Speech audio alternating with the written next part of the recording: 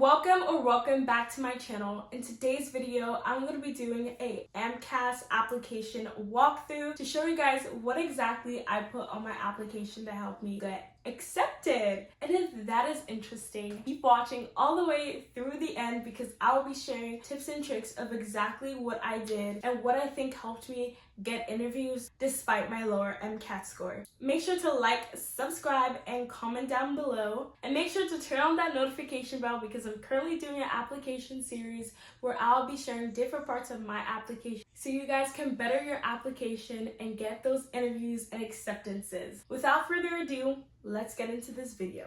So let's begin the application review. The first page is identifying information, contact information, and biographic information. I love y'all, but y'all don't need to see that. So let's go to the second page. The second page is language and childhood information and impactful experiences. For the language portion, I put Spanish good and English native. If you guys don't know, I did a study abroad program in Ecuador summer 2023 where I stayed in a host home for 3 months while interning at the San Francisco Hospital of Quito, Ecuador. I learned a huge amount of Spanish, especially because I've been taking Spanish classes since I was in kindergarten, so I have a really big background in Spanish, but I decided to just put good because I wasn't super confident when I was applying because I hadn't gone on the trip yet. So just in case like during the interviews they wanted to speak to me in Spanish, I didn't want to put that much pressure on myself, so I just put good. Because I know some schools want to like validate that you actually speak all the languages, and even though I didn't feel super confident to have a conversation with a native speaking Spanish person yet. Now I would 100% do it because I know that my proficiency now is very good, so I can conversate with people. It asks you if you have any impactful experiences, and I said yes. They changed it. I think you had to self-report if you were underserved, and if you said yes, you have to write a statement as to why you're underserved, but now it's called other impactful experiences. So I just put yes. Some parts I will not read. I would just blur it out, but I'll read the parts that I will not blur out. When my family and I arrived in America, it was a struggle settling in. My mom worked 2 jobs while taking nursing classes, provide for my family, and advance in her education. With resources being tight, I juggled work and school. In college, I had to self-navigate classes, financial resources, and my living situation. During my junior year, I sustained a back injury and I had to learn to balance my life and grades as this was in the middle of my semester. I traveled every weekend during the semester to complete my physical therapy to recover. Despite my circumstances and background, I built mental resistance, improved my study strategies, and developed a loving community around me that sharpened my emotional intelligence. I believe the skills I acquired will help me relate to my future patients with more compassion and understanding. So it's very important when you're asked questions like this to yes, state what happened, but at the end you have to make it uplifting and add in what you learned from the experience and how you aspire to grow from it. Just make sure if you put yes and decide to write that essay, make sure you do state what happens. Obviously, life is not bubblegum and rainbow clouds and unicorns. State the ugly of what happened, but then state how you learn from it and how you choose to grow from it. This is the third page. I will skip this portion. Basically, the only thing I can say from this is no, I'm not a first generation college graduate. Fourth page. This is the grades, what everybody came here for. No, I'm kidding. But a good chunk of y'all are probably curious about my grades. So I went to Liberty University and this is my freshman year grades. So I'm just gonna highlight the classes that I think were important for medical school. So Bio 224 was my general biology. All our higher level science classes most likely came with a lab, and that lab was attached to the grade of the whole class. I know some schools, they like grade the lab and the classes separately, but our school like kind of lumped it in together. My classes were worth 1,000 points. The lecture was usually worth something like 700 to 800 points, and then the lab would be worth 200 to 300 points. Points you got for your lab were put towards your lecture grade, and that was the grade you got for the class. So if you got 700 points in total, you got a C. If you got 800 points in total, you got a B, and if you got 900 points or more, you got an A. So that's how my school did their grading. For Bio 224, which is General Biology 1, I got an A. General Chemistry, I got an A. In English 101, I got an A. My university was a Christian school, so we had different Christian classes to take, and one of them was Evangelism and Christian Life. I got an A. Inquiry, a really easy class that was supposed to help you like be better at research. I got an A in that one. And then Religion 105, I got an A. Univ 101 was one of those like gen ed classes that everyone usually does good at. I got an A. And then this is just like my AP classes. I did AP Bio, and it came with Bio 101, 102, 103, and 104 credits. And then I did like an online college algebra class to get into calculus. That came in as advanced placement classes for some reason, but I passed that class. This is my second semester of my freshman year. Gen Bio 2, I got an A. Gen Chem, I got an A. History of Life, I got an A. Excel, I got an A. More classes my freshman year. This is calculus, I got an A. Spanish 102, I got an A. Community service, we all had to do 20 hours of community service every year at Liberty. Basically, if you got an A, it just means that you completed it. I did community service for the Assad Club that I was part of, and these two classes I did online, but they transferred in as advanced placement classes. So that was English 102 and Math 201. I know some medical schools don't take AP classes depending on what subjects they are, so just make sure the ones you apply to accept AP credits. I know it's getting pretty lenient for stats and calc and English, so just make sure you at least do one of those classes in your college. So if you do like an AP class and they don't accept it, it wouldn't matter because you already did one in college, if that makes sense. With English 101, I did it at my university. English 102, I did it like an online class. And then calculus, I did it at my school, while stats, I did it online. I know in medical schools, either stats or calc. Some require both, but not a lot of them. And then a lot of schools either want one semester of English or 2 semesters of English. My sophomore year, I did genetics, I got an A in genetics. Organic chemistry, I got an A. Word, which is like a technology class, you know, the Microsoft app Word. I don't know why I explained that so definitely. And then psychology, developmental psychology, I got an A. Research, which was like a class on how to do research, I got an A. And then I did CSER at my church and got an A. Organic chemistry 2, I got a B. Cell biology 2, I got a B. These two classes, I literally stopped when I got my B's, which looking back now, I'm like, girl, you were overreacting. They were my first 2 B's, so I was like, you know, crying in the club, like I was really upset about it, but at the same time, looking back now, I'm like, I did the best that I could in those 2 classes. Like, if I gave more than what I had, like, I don't know. And I was working, I think during that time, I was working 2 or 3 jobs. Yeah, I was working 3 jobs. I was a tutor and I was a TA, and I also worked in the science office. So I gave it everything I had. I tried my best. So let's go on into, what is it, cell? No, I already said cell biology. Another Bible class, I got an A. Another Bible class, I got an A. CSER again, I got an A. Intermediate Spanish, I got an A. Biochemistry, I got an A. This is now moving into my junior year. This class was so much easier than it was supposed to be for me, because the summer after my sophomore year, I had studied for my MCAT. So I already self-studied biochemistry. So this class was just review for me, which I was super happy about. I got an A. And microbiology, I got an A. Comms 101, I got an A. Gen physics, I got an A. Theology, I got an A. Theology again, I got an A. CSER again, I got an A.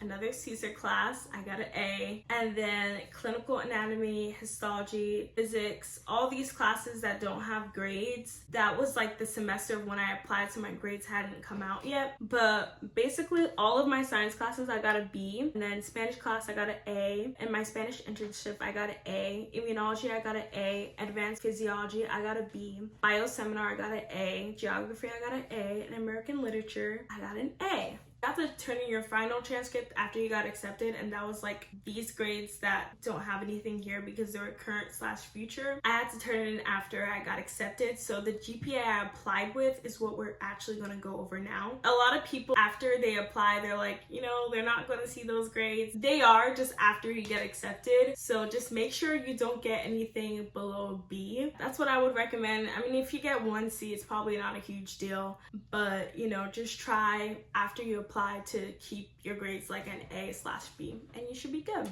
Academic record, let's go over my GPA. My major was biomedical science, and I had a minor in biology and Spanish. My biology minor, I didn't have to do anything extra for it, I'm not gonna lie. I just thought it would look cool. It wasn't that cool, trust me. And I obviously have a minor in Spanish. The high school status here, we didn't have any GPAs coming through for that. So freshman year, I had my bio classes. My GPA was a 4. Sophomore year, my GPA was a 3.5. Junior year, my GPA was a 4, and then obviously didn't have anything for my senior year because I was applying my junior year, so I didn't do my senior year yet, if that made sense. So my bio GPA was a 3.83. My other GPA was a 4. So my total GPA was a 3.91 at the time of applying. Now that I've already done college, my final like overall GPA is like a 3.8 something. I don't remember. It's not important now. So let's get into my MCAT scores. So as I said, I had a lower MCAT score, so I had a 503. I took my MCAT the summer after my sophomore year, so obviously I hadn't done physics yet. I didn't do biochemistry, which I highly recommend taking physics and biochemistry before taking the MCAT. That's the biggest mistake I made, but at the same time I had to do it like I did because I didn't want to take a gap year, and I also wanted to go to Ecuador because that was like a really huge passion of mine. I really wanted to use my Spanish outside predominantly English speaking country, and then I also wanted to do the internship in Ecuador, which is part of what made me get accepted in my opinion. And if I read the letter of like the school I got accepted to, they specifically mentioned my Spanish internship as to why they accepted me into their class. It worked out in my favor. I wouldn't recommend it for anybody else, but for me it worked, so I'm just telling you what worked for me. So yeah, I did get a 503, and the confidence band was 501 to 505. That was in the 56th percentile. In chem, I did okay. I got a 127. Cars is what tanked me. From literally the beginning of my studying to the end, I consistently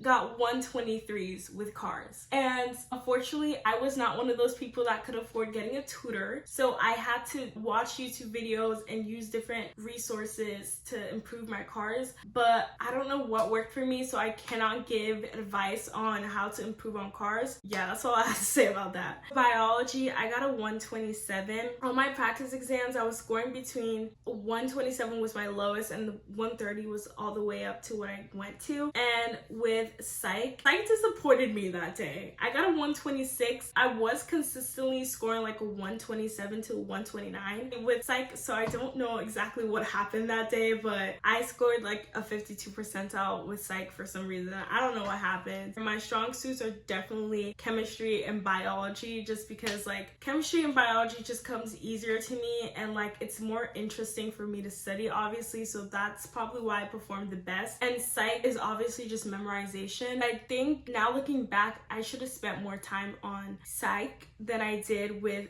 bio and chemistry, just because that was already my strong suit. I should have focused on the things that, you know, weren't as strong, which I plan to do in medical school. So yeah, so overall I got a 503. And then preview I had to take, I scored a 7, which is a 6 to 8 confidence band and a 90th percentile. I was really proud of myself for that because I was like, yes, I did good.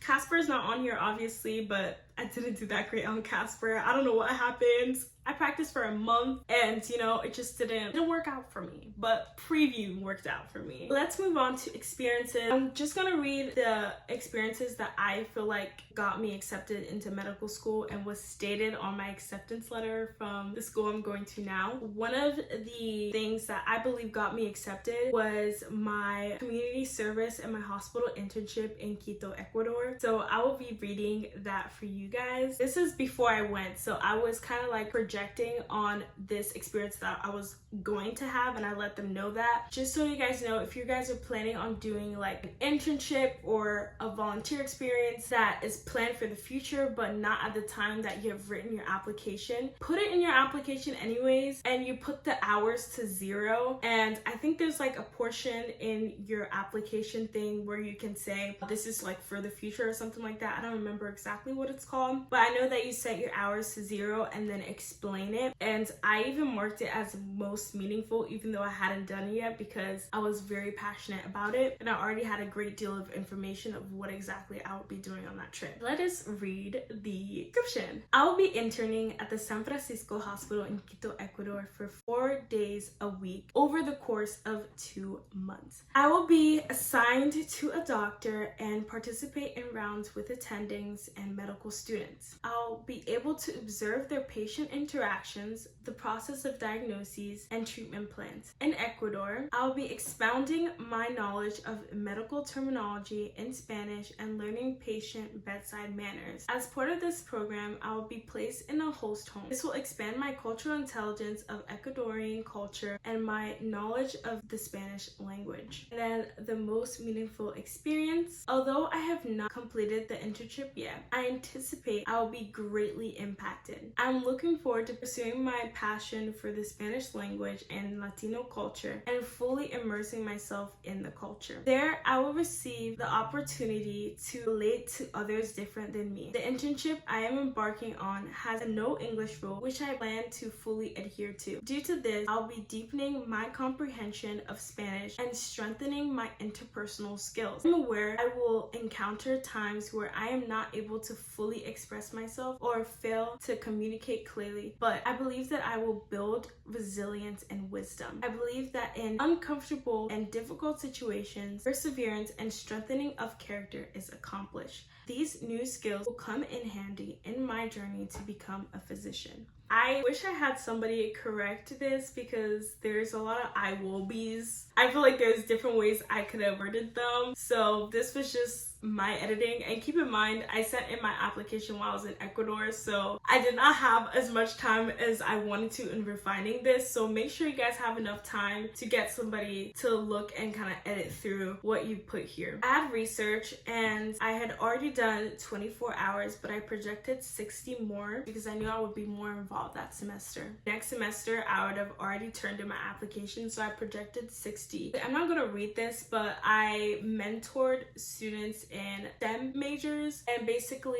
we hopped on Zoom calls every now and then to kind of walk through with my mentees what struggles they were having and how I could help them. This was another very impactful experience. I shadowed a specific doctor. He was a GI doctor, and this was for 30 hours. So I will read my experience description and my most meaningful experience remarks. I shadowed a general surgeon at the VA hospital in Philadelphia. I observed different types of surgeries and clinical visits. I gained an understanding of how the operating room is run and the different personnel involved. Also walked me through the process of charting and his thought process before diagnosing a patient, and he taught me about the limitations of insurance and ethics physicians faced. I also shadowed him in his research facility. His team was working on muscle dystrophy research at Penn Medicine Labs. This opened my eyes to see the extensive collaboration. Okay, so I had a typo here. That's crazy.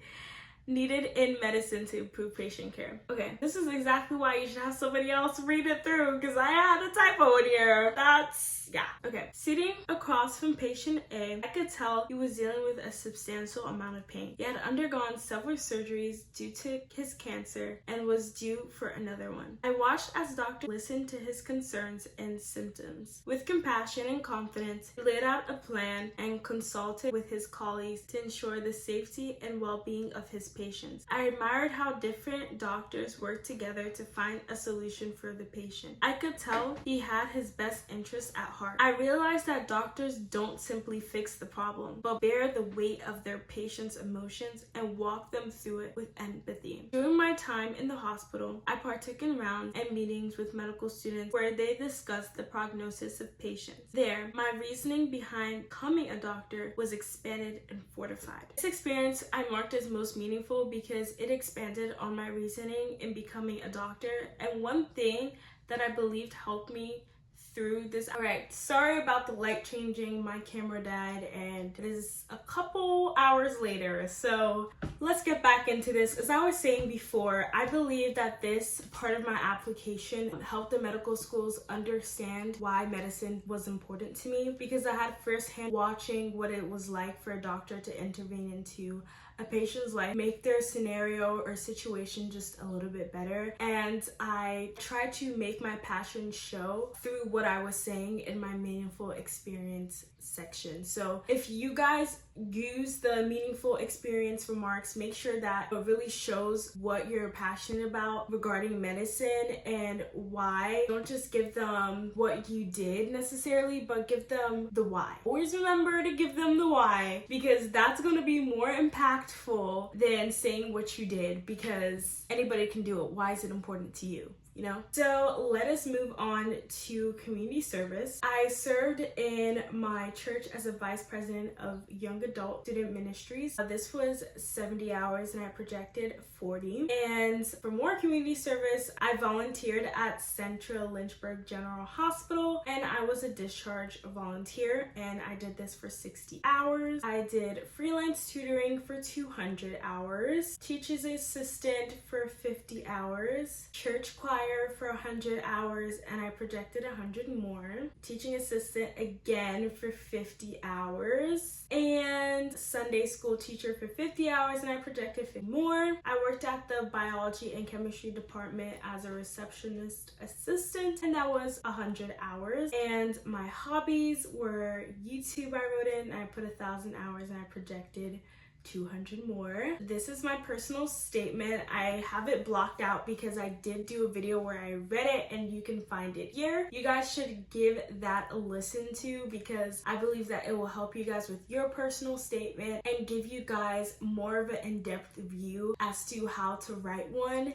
and what you should include in your personal statement. So if you guys have any questions or concerns regarding that, check out that video. So letter recommendations, I had one from a committee from my school with 3 chemistry professors, all chemistry professors. I know wasn't on purpose. It's just who I felt led to ask for my personal statement or for my letters of evaluation. And then I had one from the doctor I shadowed, one from my Spanish teacher, and another one from one of the people at the equity and inclusion office of my undergrad school that was kind of like the head over our mentorship program. So make sure you have one from the people you volunteered with. You have one from another professor that's not related to bio and chemistry, just to have more of a well-rounded application.